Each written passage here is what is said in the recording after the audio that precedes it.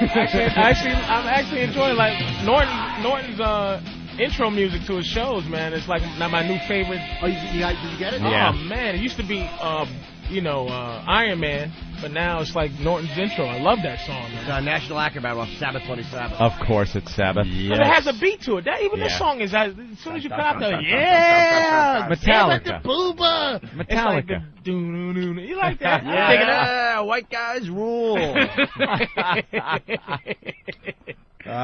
We got lots going on here. Patrice O'Neal in studio. Yeah. What the hell were we yapping about off the air? The water thing? You want to go down that road? My God, that was pretty interesting, actually. You got it, because I can't imagine that type of mindset where some guy is telling you this and he's serious. So I do a show. It's a private show. It's not for Michael Dell. It's for his money managers who are super rich, and they get, I think, because it's a corporate gig, basically. It was a corporate gig, and they were learning about me. They were asking me black questions. What's it like to an exchange program? Yeah. Wow. They get people like Patrice to entertain them in between their meetings and stuff. No, they had as in a room entertaining 20 people.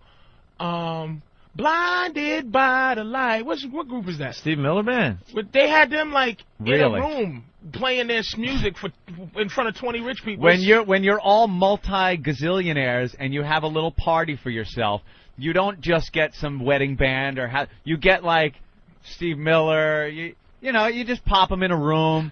It's What, the Christmas party?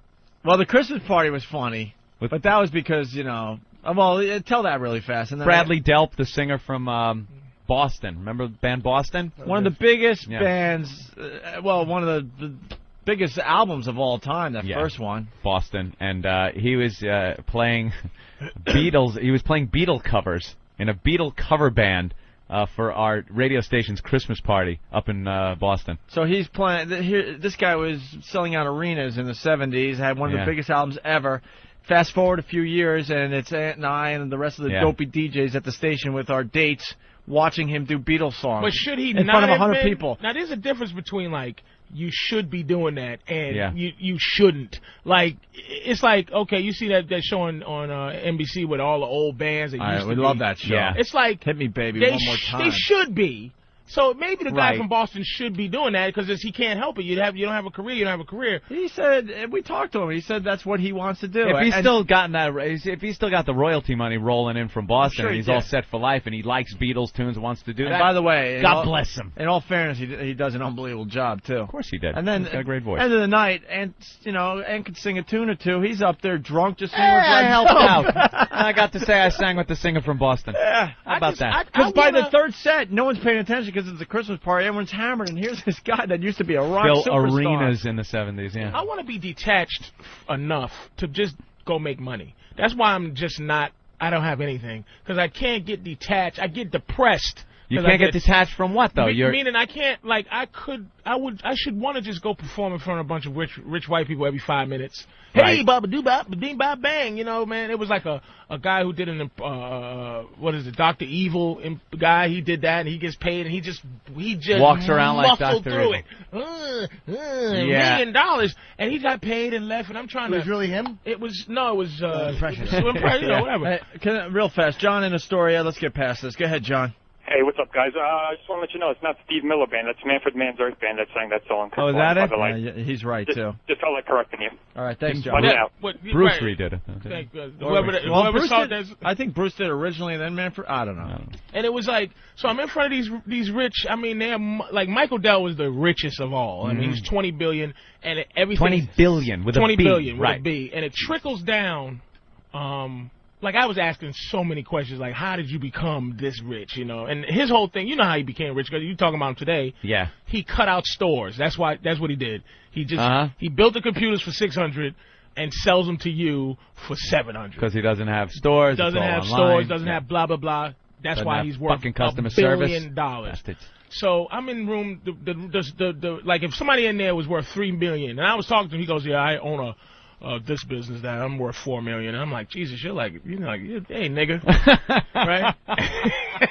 I'm like, you're a joke, you poor son of a bitch. So I'm talking to this guy, everybody in there, Lear jets and da-da-da, and they're at the table. And it's fair enough. They're going to ask me black questions. Some ask them white questions, which was much more important, you know what I mean? Like, saving money and things like that. And I'm like, look, I'm just trying to. I just bought a plasma TV for no reason at all, just because without a warranty. So I go to the dude. He goes, "Yes." I said, "What do you do?" Well, I market different ideas. Like I met the guy who owns the rights to what's the Skycam.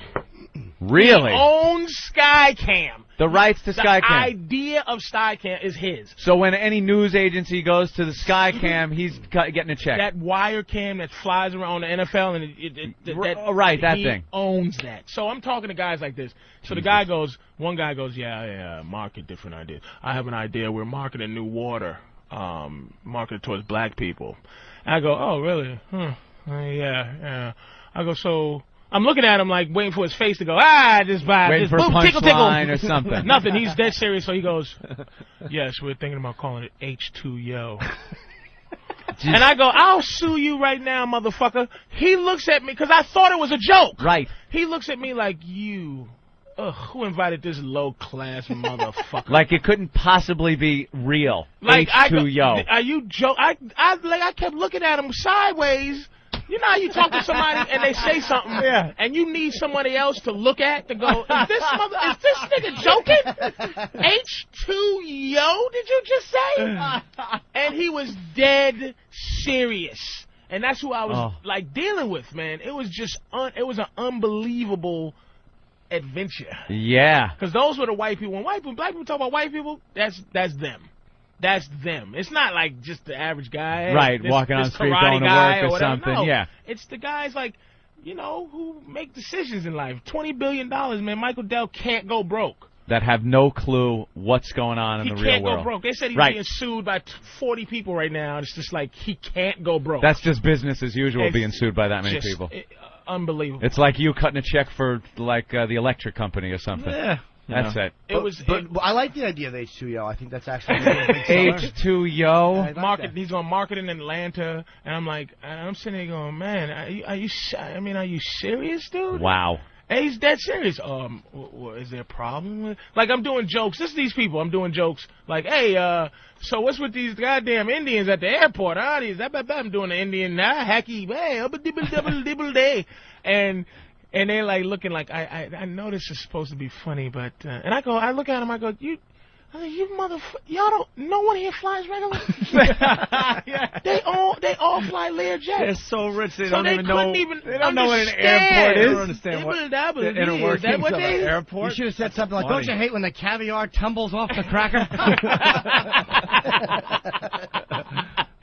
That's pretty interesting. Yeah, it was an unbelievable night. And the servant puts the salad fork on the inside. Hudla. And it seems like to us right now, it's like, oh yeah, that's, but it's like that. Yeah, it's really like that. What is it when you run out of toilet paper or anything human?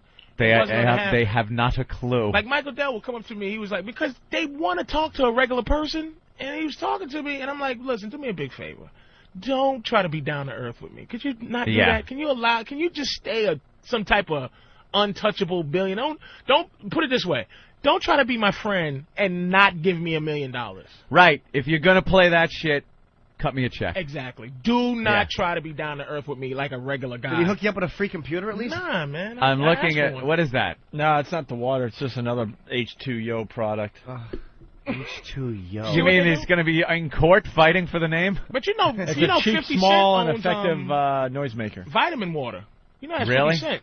Really? Vitamin. Vitamin water. It's right? taking over the world, of course. That's 50 Cent. Wow. Like he needs more money too. He owns it. Wow. Jesus. Well, you got to give it to him. I guess it works. I hope I didn't mess it up for 50. Well, white people know they drinking his water. Yeah, right. Oh, my God. Yeah. 1 million spit takes just happened. What? All right, we got some other things really fast. Anthony, we're doing this Assault on the Media contest. As long as you don't tell me Biz Markie owns Smart Water. It's the contest is officially on. The month of July is the Assault on the Media contest. I think I saw one last night online. Yeah, that's the one I'm going to acknowledge here. Yes. It's Buffalo Paul. He's in the lead.